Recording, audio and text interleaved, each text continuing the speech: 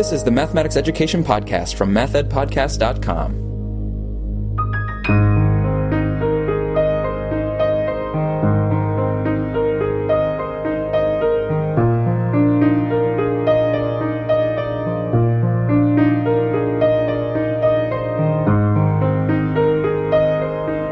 Welcome to the Math Ed Podcast. My name is Chuck Munter, an assistant professor of mathematics education at the University of Missouri.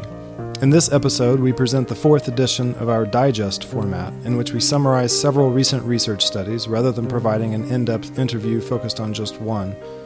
To help accomplish this goal, we extended an invitation to all listeners to become contributors who submit brief summaries and interpretations of recent works that they are interested in. Here we offer 4 such entries. First, Marty Fong will provide a summary of Ariel Lindorff and Pam Sammons' article in the June issue of ZDM describing their mixed methods approach to observing and analyzing mathematics lessons in a third-grade classroom. Next, Sam Otten will describe a recent article in the journal Digital Experiences in Mathematics Education. It was authored by Trocki and Cara Hollebrands and presents a framework for assessing dynamic geometry task quality.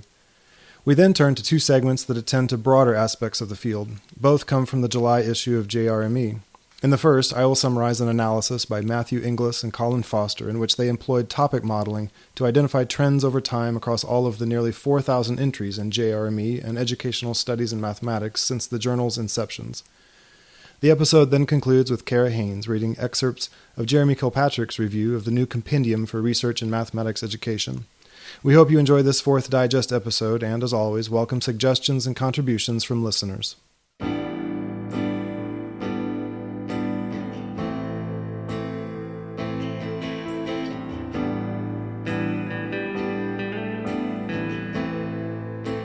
Hi, my name is Marty Fong, a math teacher in Northern California, and I'm summarizing Ariel Lindorff and Pam Sammons' research paper, Going Beyond Structured Observations, looking at classroom practice through a mixed method lens, from the ZDM Mathematics Education Research Journal.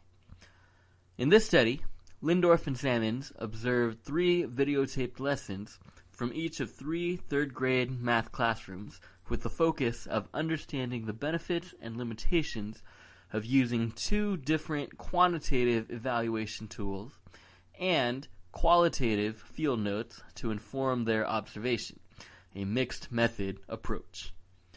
The first quantitative evaluation method used in the study was the Mathematics Enhancement Classroom Observation Recording System, referred to in the rest of the summary by its acronym MCORS, and the second quantitative evaluation method was the Quality of Teaching Lesson Observation Form, referred to in the rest of the summary simply as QOT. Both of these quantitative methods, the MCORS and the QOT instruments, list a number of categorized items related to teaching and learning that the observer then assigns numerical values to based on their classroom observations. Some categories, or domains, for example, are maintains appropriate classroom behavior, demonstrates a variety of teaching methods, establishes a positive classroom climate, clear objectives, activating pupils, and adaptation of teaching. The qualitative field notes focused on descriptions of the physical environment, tasks and activities, student and teacher behaviors, and classroom interactions, with quotes to capture specific interactions and teacher feedback. In the author's analysis, all 3 observation methods in some categories converged with each other, and in other categories diverged from each other. For example, both of the quantitative tools agreed that the first 2 teachers were relatively weak in classroom climate and behavior management, and that the third teacher was stronger in these areas, and the qualitative field notes further supported and affirmed these conclusions about behavior management with the 3 teachers.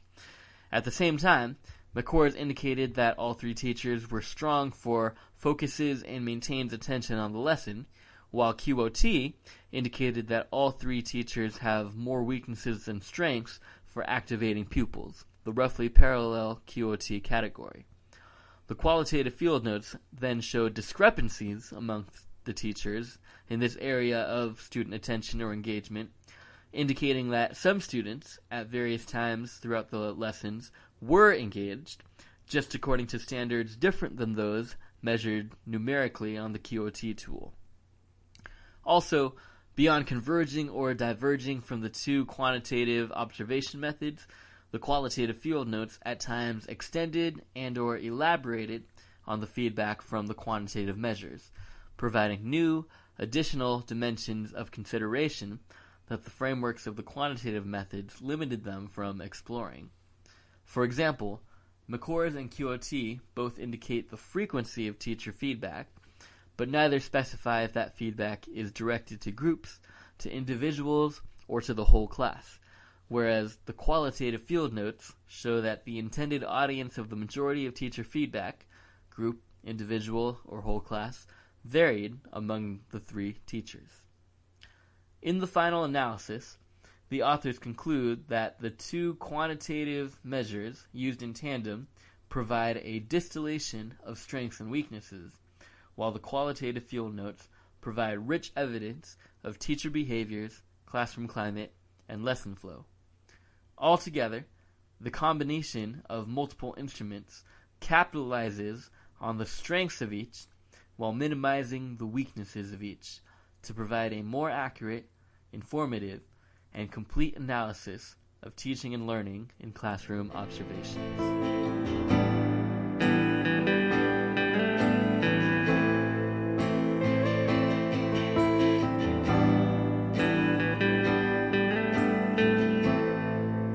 I'm Sam Otten from the University of Missouri, and I'm going to summarize an article by Aaron Trocki and Cara Hollebrands that was recently published online in the journal Digital Experiences in Mathematics Education. Their article is titled, "The Development of a Framework for Assessing Dynamic Geometry Task Quality." So this article focuses on dynamic geometry software, which has now been around for several decades, but with the continuing rise in smartphones, tablets, and other devices in schools, students and teachers now have more access than ever to dynamic geometry software, such as GeoGebra, Geometry Sketchpad, and others. Because it has been around for decades, that also means we have a substantial literature base to this point. Trocki and Hollebrands do a nice job of synthesizing the state of research, and they point out that much of the work, and rightly so, has been about the kinds of actions and thought processes that students engage in as they work with dynamic geometry software. And there's also been research about how teachers facilitate lessons that involve dynamic geometry software. The authors then shift toward their main objective, which is to think about the task and how it plays a role as a foundation for both student thinking and lesson enactment. They present a framework for assessing the quality of tasks that are incorporating dynamic geometry tools. And an important question right away is, quality in what sense? Trocki and Hollebrands decided to focus on quality with respect to A, the nature of reasoning afforded by the task, and for this they drew on ample research related to conjecturing, explaining, and proving, and B, the extent of the technological action required. They also connected to theoretical ideas of semiotic mediation from Vygotsky. The details of how they developed the framework are best found in the article itself, but in short, they solicited from 24 teachers tasks that involved dynamic geometry tools. Then they worked to parse quality in meaningful and reliable ways along those two dimensions, the reasoning or mathematical depth entailed, and the technological action entailed. They worked not only from the teacher-generated tasks, but also drew upon past work such as Sinclair's research in 2003, where she gave recommendations about how to set up good dynamic geometry situations. For example, Sinclair said, make sure the geometric sketch draws attention to the feature intended to be learned. Allow for experimentation and alternate paths, but don't make it so unstructured as to lead to frustration. Trocki and Hollebrands also took to heart Hoyle's and Jones's warning that we must avoid having the majority of students be mere example producers or pattern spotters. The goal is for most or all of the students to be meaningfully engaged with relationships and properties and explanations. So the framework itself is called the Dynamic Geometry Task Analysis Framework, and it has the two major components already mentioned, allowance for mathematical depth and types of technological action. Both components are broken down into 7 levels. There's a not applicable level, where there's no focus on mathematics, or there is no drawing, measurement, or anything technological expected from the student. And then there are 6 more levels of quality in each component. Under mathematical depth, 0 would be a sketch that does not have mathematical fidelity itself. 1 would be that there is student recall of a math fact, rule, formula, or definition. 2 would be the student has to report information from the sketch. 3 would be the student has to consider mathematical concepts, processes, or relationships in the sketch. 4 would require the student to explain the mathematical concepts, processes, or relationships. And then 5 would be that the student has to go beyond the current construction and they generalize mathematical concepts, processes, or relationships. Under types of technological action, the lowest would be just drawing within the current sketch. Then next would be measuring within the sketch. Then constructing within the current sketch. Then there would be dragging or using some dynamic aspect of the sketch. And then nearing the top here, we would have manipulation of the sketch that allows for the recognition of some emergent invariants. And then the highest level for technological action would be a requirement to manipulate the sketch, and there might be a surprise that arises, or there might be some exploration and rethinking based on extreme cases. So that's a quick rundown of the framework, and after developing the framework, the authors took it one step further by actually collecting student data from students who worked on tasks at the various quality levels. This allowed them to check whether the level distinctions that they thought were important actually played out in terms of differences in the student's work and the student's experience with the tasks. In short, what they found was that the student data did provide evidence for the validity of the framework. But of course, I refer you to the article itself for details. And the authors do give the caveat that, of course, task quality does not determine the quality of students' experiences with the task, but the levels do seem to be worth distinguishing and considering. In conclusion, we can think about some of the implications and uses for this framework. Its development came out of a professional development project with teachers, and that could be one use for it, PD, and supporting teachers in thinking about and recognizing important differences in task quality related to dynamic geometry. It might also be useful just directly for teachers, not through the filter of formal PD. If teachers have access to this framework, that might help them in finding, creating, or modifying tasks in geometry. Another potential avenue of use is for curriculum developers. As they are designing tasks, either for textbooks or for lesson databases associated with particular geometry software, they can now think about which levels of the framework they're hitting and which levels they wish to hit. With regard to research, it will now be interesting to see how this task quality framework will connect with other research on teaching or learners' thoughts and interactions around dynamic geometry software tasks. The field could use this framework as a consistent way to talk about the tasks that are involved in a variety of dynamic geometry studies. And we could continue to build out our understanding of how these tools relate to thinking and learning.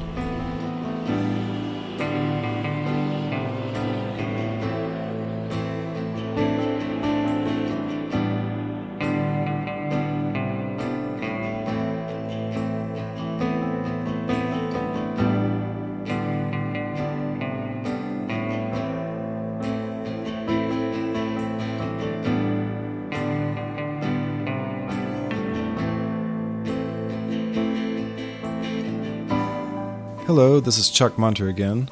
Earlier this summer, I was in London to attend the biannual International Conference of the Learning Sciences. During dinner one evening with old friends and new acquaintances, the conversation turned briefly to discussing how a current doctoral student at the table might decide where to send a new manuscript. This is a conversation I've heard many times before. In this case, we were considering 3 journals often associated with the learning sciences: Journal of the Learning Sciences, Cognition and Instruction, and Mind, Culture, and Activity. But the conversation extends to all of mathematics education's journals too, and I'm guessing those of any discipline or field of research. What is the flavor of one journal compared to another? What have they been publishing lately? Has it changed in recent years?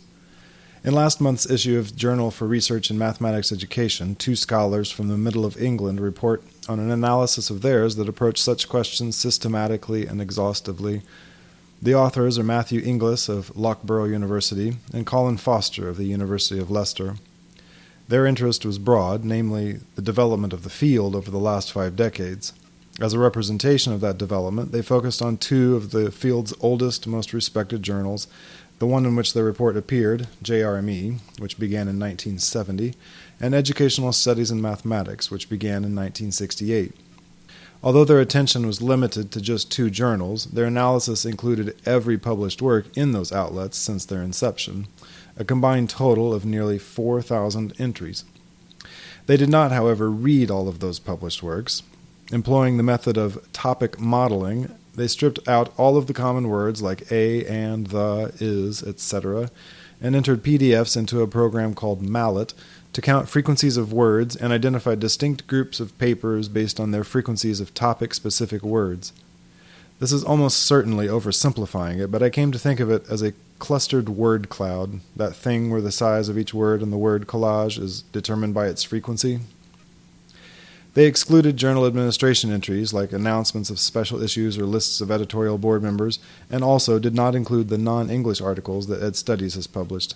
In the end, their results included 28 topics, including addition and subtraction, constructivism, curriculum, equity, experimental designs, gender, problem-solving, proof and argumentation, semiotics and embodied cognition, sociocultural theory, statistics and probability, teachers' knowledge and beliefs, and 16 other topics. In their article, they include the one paper with the highest proportion of words from the topic, but also include a link to a spreadsheet that provides the top 10 for each one. For example, as the authors note, 7 of the 10 papers most associated with constructivism were authored by Les Steffi or his advisee, Paul Cobb, mostly in the early 90s. I was curious about the other 3, and found that one of them was a review of von Glasersfeld's 1995 book, another was Steve Lerman's 1996 challenge to radical constructivism, and the last was a 2004 paper by Marty Simon and colleagues. Inglis and Foster's results pointed to a number of interesting changes over time and differences between the 2 journals. With respect to domain content, they found that among the topics that have seen the most increase in attention since the journal's starts have been school algebra, proof and argumentation, and teacher knowledge and beliefs. Curriculum, and especially reform curriculum, has also been on the rise, but only in JRME. Euclidean geometry was well represented in Ed Studies in the 70s, but has dropped off in both journals since then. Problem-solving peaked in the 80s, as did gender. Attention to equity has remained fairly flat over the years. So too has the topic of statistics and probability. A second set of results, and the one that was most interesting to me, I think, concerned changes over time in theoretical perspectives. But I should back up a little before describing that. The authors considered a number of arguments from philosophy of science and settled on Lakatos's idea of a research program. As Inglis and Foster summarize, a research program is a collection of theories that share a hard core, a set of fundamental assumptions and beliefs held by those working within the program, and a heuristic, a common set of methods and techniques that researchers use to make progress within the program. Lakatos also described how research programs deal with anomalies, which is often by employing a protective belt, which the present authors describe as a, quote, collection of auxiliary hypotheses that supplement the hard core and that can be used to prevent it from being falsified. For example, constructivism was a dominant research program for many years in mathematics education. A key element in its heuristic was the clinical interview. And, as Lerman might have argued had he framed it in these terms, social constructivism emerged as a rescue hypothesis that helped to form constructivism's protective belt. The authors identified 8 hardcore and heuristic topics in the 2 journals. Of particular interest to them was whether the field has maintained the social turn that Lerman, writing in 2000, suggested it had made. The results of Inglis and Foster's topic modeling analysis suggest that it has.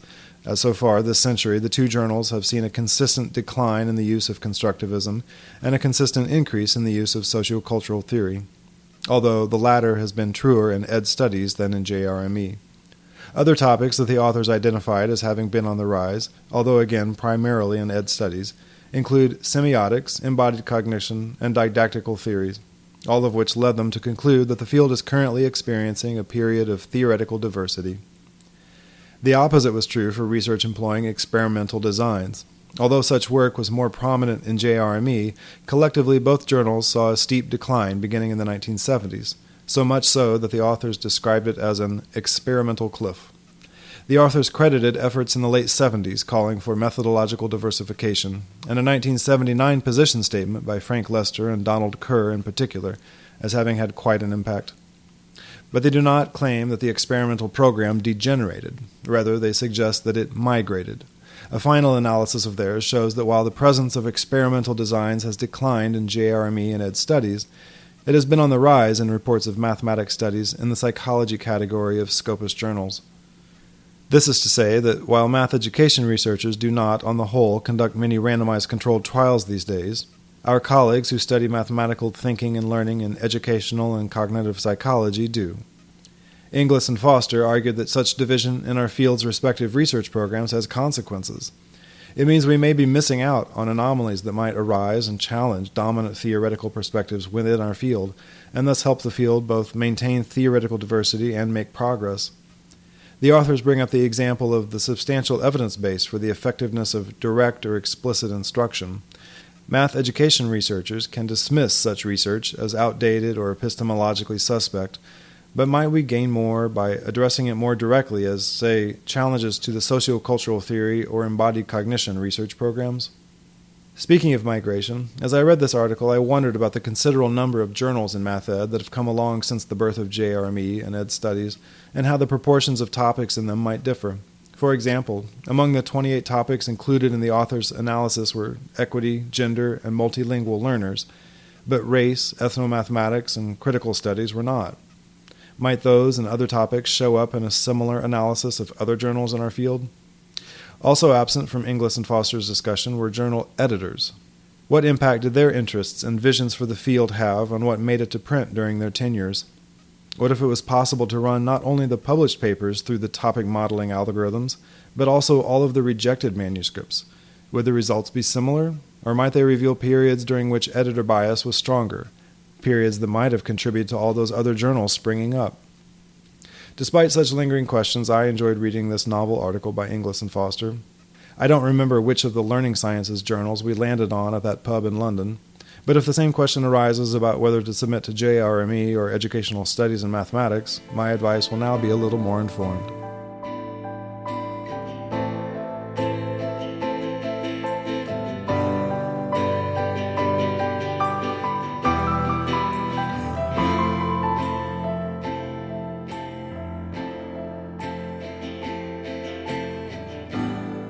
This is Cara Haines from the University of Missouri, where I am currently a student in the Math Ed PhD program. Last fall, NCTM published its third comprehensive survey of research in the field, the Compendium for Research in Mathematics Education. In last month's issue of Journal for Research in Mathematics Education, Jeremy Kilpatrick provided a review of the compendium entitled Where Are We? The Third Take. We thought some listeners might appreciate learning a little about the compendium and hearing what Dr. Kilpatrick had to say. So for this entry, I will be reading excerpts from his review. From the beginning, Kilpatrick writes, "A quarter century ago, the National Council of Teachers of Mathematics published the first handbook of research on mathematics teaching and learning. 15 years later, they published a second handbook of research on mathematics teaching and learning. Now, in anticipation of its centenary in 2020, NCTM has published the Compendium for Research in Mathematics Education. The replacement of Handbook of by Compendium for in the title, though originating as an issue associated with copyright permission, also represents a kind of progress. The word handbook was originally used to mean something like small, easily consulted pocket reference, which certainly did not apply to the first two publications. In his preface, Kai quotes the dictionary definition of compendium as a collection of concise but detailed information about a particular subject that has been systematically gathered, and he emphasizes that the three components of concise, detailed, and systematically gathered characterize the compendium at hand. Perhaps even more significant is the change from of to for. That change was made, according to Kai, to signal a shift from a static, backward-looking collection of observations about research in our field to a resource that could be used to move that research forward. To service that shift, the authors of all the compendium chapters were asked to speculate on future directions for research in light of the research they were reviewing. Like the first two handbooks, the compendium is divided into major sections, in this case 5. Certain patterns are evident across the 3 reference books. First sections address matters of general interest, such as the nature of research in our field and the roles of theory, method, and practice. Middle sections consider matters of teaching and learning mathematics, and final sections look to the future, discussing trends and directions. Most compendium chapters are structured into 3 parts: summarizations of early work on the topic, reviews of research conducted over the past decade, and conjectures regarding future research on the topic. Kilpatrick then discusses each of the 5 sections, highlighting particular chapters. Skipping to the concluding section entitled Tripling and Triangulating, Kilpatrick writes, "The compendium is both a profound updating of the 2 handbooks and a lucid demonstration of how the field has grown and diversified since the second handbook appeared. In general, research in our field has continued to shift its focus from learning by individuals to learning by groups, to teaching, and ultimately to professional development. It is also being encouraged to move outside the boundaries of K-12 education. Over the past decade, some researchers in mathematics education have burrowed into aspects of the mathematics being taught and learned, the learners, the teachers, or the contexts. Others have ventured into unconventional realms of educational studies. Both groups have produced studies that elaborate established bodies of work.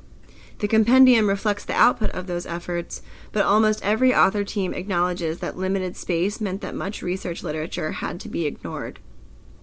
In his review of the first handbook, Bowersfeld termed it a very North American book, at least in large part, not only because of the composition of the author teams, but also because of the nearly total neglect of any kind of non-English literature. Even though it has members from many countries, NCTM is a North American organization, and English is its dominant language for reporting educational research. Unless studies conducted outside English-speaking countries have been reported in English, they are unlikely to have been considered for the compendium. Although several chapters have 1 or 2 references in Russian, French, or German, most references are in English. But entire realms of mathematics education research reports in those languages, not to mention in Spanish, Italian, Greek, Chinese, Japanese, and other languages, are missing from the compendium. The compendium is the first of the NCTM research reference books to have an editor born and educated outside of the United States. Like the editors before him, Kai made a special effort to include authors from countries other than the United States. However, even though his effort was successful, less than a quarter of the compendium's authors fit that category, in part because the number of authors per chapter is greater than it was for the first 2 handbooks. Roughly 1/3 of those authors are just starting in the field, a propitious sign.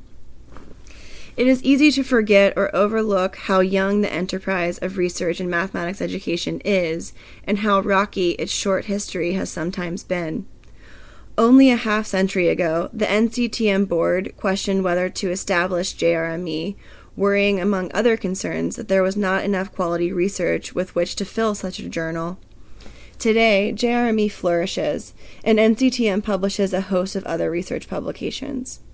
As NCTM's centenary comes into view, the compendium is a masterful demonstration of how far our research has come and how that research has transformed the field of mathematics education. And that concludes Kilpatrick's review. With a $375 price tag, it's unlikely that I will be acquiring my own personal copy on a grad student stipend. But as I head into my dissertation, I certainly appreciate the work of all the contributing authors to pull together an updated summary of the field's research. And I would appreciate it if my professors would pony up for an office copy.